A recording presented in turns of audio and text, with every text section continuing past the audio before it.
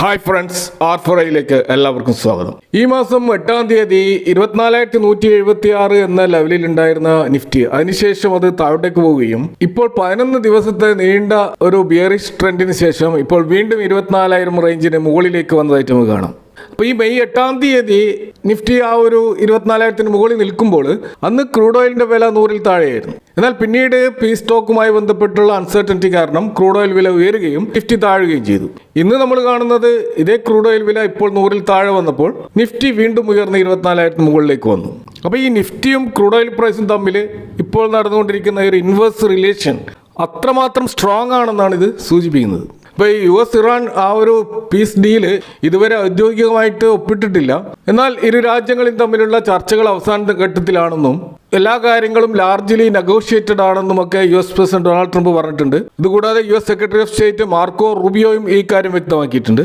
അപ്പോൾ ഇറാൻ ഇപ്പോൾ restrict ചെയ്തുകൊണ്ടേയിരിക്കുന്ന Hormuz straight അത് വീണ്ടും പൂർണ്ണമായി തുറക്കുമെന്നും അവിടെ സ്മൂത്ത് ആയിട്ടുള്ള ഒരു മൂവ്മെന്റ് ഉണ്ടാവും എന്നുള്ള ഒരു പ്രതീക്ഷയാണ് ഇപ്പോൾ മാർക്കറ്റിനെ സെന്റിമെന്റ് ചേഞ്ച് ചെയ്യാൻ കാരണമായിട്ടുള്ളത്. ഇപ്പോൾ ബ്രന്റ് ക്രൂഡ് ഇന്നത്തെ ഒരു റേഞ്ച് നമ്മൾ നോക്കുകയാണെങ്കിൽ 94-99 എന്ന റേഞ്ചിലാണ് അത് ട്രേഡ് ചെയ്തുകൊണ്ടേയിരുന്നത്. ഒരിക്കലും 100-ന് മുകളിലോട്ട് പോയിട്ടില്ല. അതുപോലെ നമ്മുടെ മാർക്കറ്റിന്റെ വളറ്റിലിറ്റി സൂചിപ്പിക്കുന്ന ഇന്ത്യ വിക്സ് അത് കുറേ ദിവസങ്ങൾക്ക് ശേഷം ആദ്യമായിട്ട് 16-ലേക്ക് താഴോട്ടേക്ക് വന്നതായിട്ട് കാണാം. അതുപോലെ ഇന്ത്യൻ റുപ്പിയിലും വലിയ ചേഞ്ചസ് വന്നതായിട്ട് കാണാം. 95.7 എന്ന ലെവലിൽ നിന്നും 95.2-ലേക്ക് അത് കുറച്ച് ശക്തി പ്രാപിച്ചിട്ടുണ്ട്. അപ്പോൾ മൊത്തത്തിൽ ഇന്ന് മാർക്കറ്റിൻ്റെ ഈ ഒരു പോസിറ്റീവ് മൂവിൽ 61% സ്റ്റോക്കുകളും അഡ്വാൻസ് ചെയ്തിട്ടുണ്ട്. അതിൽ 33% സ്റ്റോക്കുകൾ മാത്രമാണ് ഡിക്ലൈൻ ചെയ്തിട്ടുള്ളത്. അപ്പോൾ നിഫ്റ്റിയെ വലിയ തോതിൽ ഇന്ന് സ്വാധീനിച്ചത് ഹെവി വെയിറ്റ് ബാങ്കിങ് സ്റ്റോക്കുകളായിട്ടുള്ള Axis bank, ICICI bank, HDFC bank, Kotak Mahindra bank തുടങ്ങിയ ബാങ്കുകളാണ്. കാരണം ഇവിടെ ശക്തമായ ബൈങ് നടന്നതുകൊണ്ട് തന്നെ നമുക്കറിയാം നിഫ്റ്റിയിൽ ഏറ്റവും അധികം വെയിറ്റേജ് ഉള്ളത് ഈ ബാങ്കിങ് ആൻഡ് ഫൈനാൻഷ്യൽ കമ്പനികൾക്കാണ്. അപ്പോൾ ആ ഒരു മേഖലയിൽ ശക്തമായ ഒരു മുന്നേറ്റം ഉണ്ടാകുമ്പോൾ തീർച്ചയായിട്ടും നിഫ്റ്റി പുതിയ ലെവലുകളിലേക്ക് ഉയരും. അപ്പോൾ ഇന്നത് കൂടാതെ നാളെ എക്സ്പയറി ഡേ ആണ്. അപ്പോൾ മെയ് മാസത്തെ ഡെറിവേറ്റീവ് സീരീസിൻ്റെ അവസാന ദിവസമാണ്. F&Aയുടെ മന്ത്ലി എക്സ്പയറി ആണ് നാളെ. ഇതിന് മുന്നോടിയായിട്ട് മാർക്കറ്റിൽ വലിയ തോതിലുള്ള ഒരു ഷോർട്ട് കവറിംഗ് നടന്നിട്ടുണ്ട് എന്ന് വേണം കരുതാൻ. കാരണം മാർക്കറ്റ് താഴുമെന്ന് കരുതി ഷോർട്ട് സെല്ല് ചെയ്തവർ വലിയ തോതിൽ വാങ്ങേണ്ടി വന്നിട്ടുണ്ടാവും. കാരണം നിഫ്റ്റി 23,750-800 ലെവലുകൾ ബ്രേക്ക് ചെയ്തപ്പോൾ, കാരണം അത് 20-ഡേ എക്സ്പൊണൻഷ്യൽ മൂവിങ് ആവറേജ് റെസിസ്റ്റൻസ് ആണ്. അത് മറികടന്നതോടുകൂടി ഒരു ബുള്ളിഷ് ട്രെൻഡ് ഉണ്ടാവുകയും സ്വാഭാവികമായിട്ടും 24,000 എന്ന ലെവല് വളരെ എളുപ്പത്തിൽ ക്രോസ് ചെയ്യുകയും ചെയ്തു. അപ്പോൾ ഗത്യന്തരമില്ലാതെ കോൾ റൈറ്റേഴ്സ് തീർച്ചയായിട്ടും അവരുടെ പൊസിഷൻ ക്ലോസ് ചെയ്തുകൊണ്ട് ഷോർട്ട് കവറിങ്ങിലേക്ക് പോയതായിട്ട് നമുക്ക് കാണാൻ കഴിയും. ഇതുകൂടാതെ ഇന്നത്തെ മാർക്കറ്റിൽ ഓയിൽ ആൻഡ് ഗ്യാസ് സെക്ടർ സ്റ്റോക്കുകളിൽ നല്ലൊരു കുതിപ്പുണ്ടായിരുന്നു.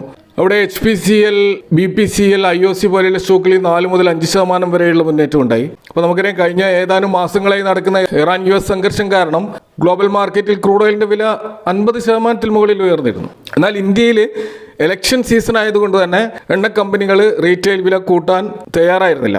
അപ്പോൾ അതുകൊണ്ടുണ്ടായിട്ടുള്ള ആ ഒരു നഷ്ടം നികത്താൻ വേണ്ടിയിട്ടാണ് വില കൂട്ടുന്നത് എന്ന് വേണം മനസ്സിലാക്കാൻ. കാരണം HPCL, BPCL, IOC പോലെയുള്ള കമ്പനികൾക്ക് പെർ ഡേ 1,000 കോടിക്ക് മുകളിലുള്ള നഷ്ടം ഉണ്ടാക്കുന്നുണ്ട് എന്നാണ് കണക്കുകൾ സൂചിപ്പിക്കുന്നത്. ഇന്ന് പെട്രോളിനും ഡീസലിനും 2 രൂപയിൽ കൂടുതലുള്ള വർധനവ് വരുത്തിയിട്ടുണ്ട്. അപ്പോൾ 2 ആഴ്ചക്കുള്ളിൽ ഇപ്പോൾ 4ാമത്തെ വർധനവാണിത്. അപ്പോൾ ഇത് കാരണം കമ്പനികളുടെ ആ ഒരു പ്രതിദിന നഷ്ടം കുറഞ്ഞു എന്ന് വേണം മനസ്സിലാക്കാം. അപ്പോൾ ഈ പെട്രോൾ ഡീസൽ പ്രൈസ് ഹൈക്കും അതേസമയം തന്നെ ക്രൂഡ് ഓയിലിൻ്റെ വില കുറഞ്ഞതും കൊണ്ട് തന്നെ ഈ കമ്പനികളെ സംബന്ധിച്ചിടത്തോളം അവർക്ക് അവരുടെ നഷ്ടം നികത്താനുള്ള നല്ല അവസരങ്ങളാണ് ഇപ്പോൾ ലഭിച്ചുകൊണ്ടിരിക്കുന്നത്. അപ്പോൾ അതുകൊണ്ട് തന്നെ അവരുടെ അടുത്ത ക്വാർട്ടർ കുറച്ചും മോശമില്ലാത്ത രീതിയിൽ വരും എന്നുള്ള ഒരു പ്രതീക്ഷയിലാണ് ഇൻവെസ്റ്റേഴ്സ് ഇപ്പോൾ ഈ സ്റ്റോക്കുകളിൽ നല്ല ബൈങ് നടത്തുന്നത്. ഇതുകൂടാതെ ഇന്ന് മാർക്കറ്റിൽ കണ്ടത് റെയിൽവേ സ്റ്റോക്കുകളിൽ ഉണ്ടായിട്ടുള്ള വമ്പിച്ച മുന്നേറ്റമാണ്. കാരണം ഇന്ത്യൻ റെയിൽവേയുടെ ചരിത്രത്തിൽ ഏറ്റവും വലിയ ഒരു മെഗാ ഓർഡർ പുറത്തിറങ്ങാൻ ഒരുങ്ങുന്നു എന്ന മീഡിയ റിപ്പോർട്ടുകളാണ് ഈ കുതിപ്പിന് കാരണമായിട്ടുള്ളത്. അവിടെ നമുക്കാണെങ്കിൽ ജൂപ്പിറ്റർ വാഗണും ചിത്തഗാർ റെയിൽ സിസ്റ്റവും 10% കൂടുതൽ ഉയർന്നിട്ടുണ്ട്. അതുപോലെ ടെക്സ്മാക്കോ റെയിൽ, IRFC പോലെയുള്ള കമ്പനികളിലും വമ്പിച്ച മുന്നേറ്റം ഉണ്ടായിട്ടുണ്ട്. അപ്പോൾ ഈ ഒരു മെഗാ ഓർഡറുമായിട്ട് ബന്ധപ്പെട്ട് വരുന്ന റിപ്പോർട്ടുകൾ പ്രകാരം ഫ്രൈറ്റ് വാഗൺസ് വാങ്ങാൻ വേണ്ടിയിട്ടുള്ള വലിയ ടെൻഡർ നടപടികളിലേക്കാണ് റെയിൽവേ കടക്കുന്നത്. അപ്പോൾ ഈ 40,000 കോടിയുടെ ഒരു വമ്പൻ പദ്ധതിയാണിത്. അടുത്ത 3-4 വർഷത്തിനുള്ളിൽ 1 ലക്ഷം പുതിയ ഫ്രൈറ്റ് വാഗൺസ് നിർമ്മിക്കുക എന്നതാണ് ലക്ഷ്യം. അപ്പോൾ ഓരോ വർഷവും 35,000 മുതൽ 40,000 വരെ വാഗണുകൾ റെയിൽവേ ഈ കമ്പനികളിൽ നിന്ന് വാങ്ങും. അപ്പോൾ ഈ ഒരു ഫൈനാൻഷ്യൽ ഇയറിൻ്റെ രണ്ടാം ക്വാർട്ടറിൽ, അതായത് ജൂലൈ സെപ്റ്റംബർ ആ ഒരു കാലഘട്ടത്തിൽ ഈ ടെൻഡറിൻ്റെ ആദ്യ ഓർഡറുകൾ കമ്പനികൾക്ക് ലഭിച്ചു തുടങ്ങുമെന്നാണ് റിപ്പോർട്ടുകൾ. അപ്പോൾ നമുക്കറിയാം, ഇന്ത്യയിലെ വാഗൺ നിർമ്മാണ രംഗത്തെ പ്രമുഖ സ്വകാര്യ കമ്പനികളാണ് ജൂപ്പിറ്റർ വാഗണും, തിത്തഗാർ റെയിൽ സിസ്റ്റവും, ടെക്സ്മാക്കോ റെയിലും. അവരുടെ കയ്യിൽ പൂർത്തിയാകാത്ത ധാരാളം ഓർഡറുകളുണ്ട്. അതിൻ്റെ കൂടെയാണ് ഈ 40,000 കോടിയുടെ പുതിയ ഈ ഒരു വാർത്ത വരുന്നത്.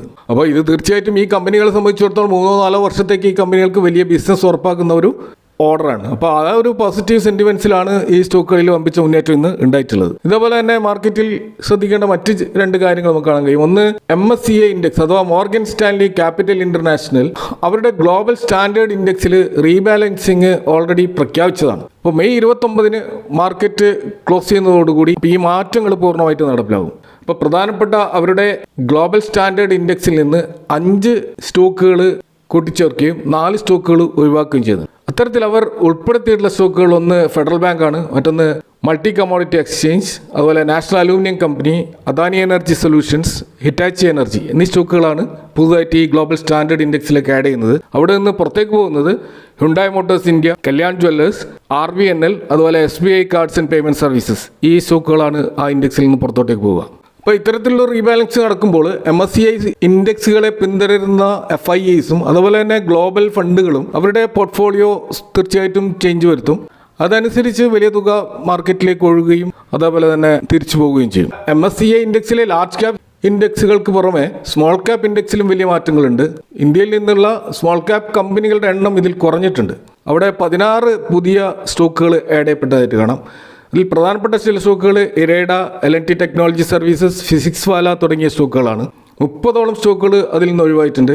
അതിൽ ഈ ഫെഡറൽ ബാങ്കും നാൽക്കോയും ഈ സ്റ്റാൻഡേർഡ് ഇൻഡെക്സിലേക്ക് പോകുന്നത് കൊണ്ടാണ് ഒഴിവാക്കിയിട്ടുള്ളത്. അപ്പോൾ ഈ മാറ്റങ്ങളെല്ലാം മെയ് 29 ആയതുകൊണ്ട് വരും ദിവസങ്ങളിൽ ഈ സ്റ്റോക്കുകളിൽ വലിയ തോതിലുള്ള വളറ്റിലിറ്റി നമുക്ക് ചിലപ്പോൾ കാണാൻ കഴിഞ്ഞേക്കും. അപ്പോൾ പുതുതായിട്ട് ഉൾപ്പെടുത്തിയ ഓഹരികൾ പോസിറ്റീവ് ട്രെൻഡും ഒഴിവാക്കപ്പെട്ടവയിൽ താൽക്കാലികമായിട്ടുള്ള ഇടിവും നമുക്ക് പ്രതീക്ഷിക്കാൻ കഴിയും. ഇതുപോലെ തന്നെ കഴിഞ്ഞ വെള്ളിയാഴ്ച BSE ബോംബെ സ്റ്റോക്ക് എക്സ്ചേഞ്ച് അവരുടെ ഇൻഡെക്സുകളിൽ ചില മാറ്റങ്ങൾ വരുത്തിയിട്ടുണ്ട്. അവരുടെ BSE സെൻസെക്സ് 50 ഇൻഡെക്സിലാണ് ഏറ്റവും ശ്രദ്ധേയമായ മാറ്റം നടക്കുന്നത്. അവിടെ ഓട്ടോമൊബൈൽ രംഗത്തുള്ള TVS മോട്ടോഴ്സിനെ ഉൾപ്പെടുത്തിക്കൊണ്ട് അദാനി എൻ്റർപ്രൈസസിനെ ഒഴിവാക്കുന്നതായിട്ടാണ് റിപ്പോർട്ട് ചെയ്തിരിക്കുന്നത്. ഇതേപോലെ തന്നെ BSE സെൻസെക്സ് നെക്സ്റ്റ് 50യിലും ചില മാറ്റങ്ങളുണ്ട്. അവിടെ സെൻസെക്സ് 50യിൽ നിന്ന് ഒഴിവാക്കിയിട്ടുള്ള അദാനി എൻ്റർപ്രൈസസ് നെക്സ്റ്റ് 50യിലേക്ക് മാറും. കൂടാതെ Ashok Leyland, Paytm, CG power, Ambuja cements, Colgate Palmolive, tube investments, L&T technology services തുടങ്ങിയ സ്റ്റോക്കുകൾ അവിടെ കാണാൻ കഴിയും. അതുപോലെ തന്നെ സെക്ടറൽ ഇൻഡെക്സിൽ BSE ഫോക്കസ്ഡ് ITയിൽ ഇവർ L&T ടെക്നോളജിയെ ഉൾപ്പെടുത്തിക്കൊണ്ട് സയൻറ്റ് ലിമിറ്റഡിനെ ഒഴിവാക്കിയതായിട്ടും കാണാം. എന്നാൽ ബെഞ്ച് മാർക്ക് ഇൻഡെക്സ് ആയിട്ടുള്ള BSE സെൻസെക്സിൽ അതിൽ 30 സ്റ്റോക്കുകളാണുള്ളത്. ബാങ്കിങ് ഇൻഡെക്സ് ആയിട്ടുള്ള BSE ബാങ്കെക്സ് ഈ 2 ഇൻഡെക്സിലും യാതൊരു മാറ്റവുമില്ല. അപ്പോൾ നേരത്തെ സൂചിപ്പിച്ചതുപോലെ തന്നെ ഈ ജൂൺ 22 ഈ മാറ്റങ്ങൾ നടപ്പിലാക്കുന്നതിൻ്റെ മുന്നോടിയായിട്ട് ഈ സ്റ്റോക്കുകൾ ഫോളോ ചെയ്യുന്ന മ്യൂച്വൽ ഫണ്ടുകളും ETFകളും പുതുതായിട്ട് വന്ന സ്റ്റോക്കുകൾ സ്വാഭാവികമായിട്ടും വാങ്ങിക്കൂട്ടാൻ സാധ്യതയുണ്ട്. അതിനാൽ ഈ TVS Motors, Ashok Leyland, Paytm, CG power തുടങ്ങിയ സ്റ്റോക്കുകളിൽ നല്ലൊരു മൂവ്മെൻറ്റ് പ്രതീക്ഷിക്കാം.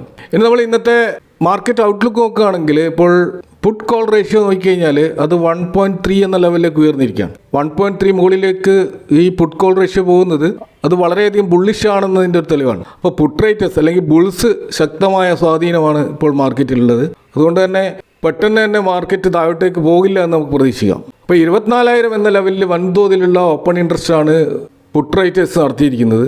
അപ്പോൾ ഈ നിഫ്റ്റി 24,000 മുകളിൽ ക്ലോസ് ചെയ്തതോടെ ഈ ലെവൽ നാളത്തെ ഒരു സ്ട്രോങ് ബേസ് ആയിട്ട് നിൽക്കാൻ സാധ്യതയുണ്ട്.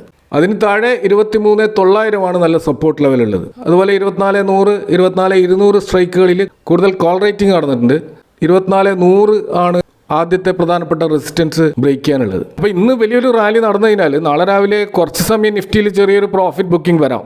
എന്നാൽ മാർക്കറ്റ് താഴോട്ടേക്ക് വന്നാലും 23,900, 24,000 ലെവലിൽ ബയേഴ്സ് സജീവമാകാൻ സാധ്യതയുണ്ട്. കാരണം അവിടെ ബൈ ഓൺ ഡിപ്സിന് കാത്തിരിക്കുന്ന ഇൻവെസ്റ്റേഴ്സ് ഉണ്ടാവാം. അപ്പോൾ 23,900 ലെവൽ തകർന്നാൽ മാത്രമേ നാളെ ഒരു ബിയറിഷ് ട്രെൻഡിനെ പറ്റി നമ്മൾ ചിന്തിക്കേണ്ടതുള്ളൂ. അതുപോലെ തന്നെ ഇന്ന് FIIസും DIIസും ഒരേപോലെ മാർക്കറ്റിൽ നെറ്റ് ബയേഴ്സ് ആയിരുന്നു. അപ്പോൾ കുറേ ദിവസങ്ങൾക്ക് ശേഷമാണ് FIIs വീണ്ടും നെറ്റ് ബയേഴ്സ് ആകുന്നത്. 1000 കോടിയിൽ താഴെയുള്ള ഒരു ബൈങ് മാത്രമേ FIIs നടത്തിയിട്ടുള്ളൂ എങ്കിലും അത് തീർച്ചയായിട്ടും മാർക്കറ്റിൽ പ്രതീക്ഷ നൽകുന്ന ഒരു കാര്യമാണ്. അപ്പോൾ ഇതൊക്കെയാണ് ഇന്നത്തെ മാർക്കറ്റുമായി ബന്ധപ്പെട്ട് നിങ്ങളുമായി ഷെയർ ചെയ്യാനുള്ളത്. ഈ വിഷയങ്ങളുമായി ബന്ധപ്പെട്ട് നിങ്ങളുടെ അഭിപ്രായങ്ങളും കമൻറ്റുകൾ അറിയിക്കുക. Thank for watching. See you next time with another video.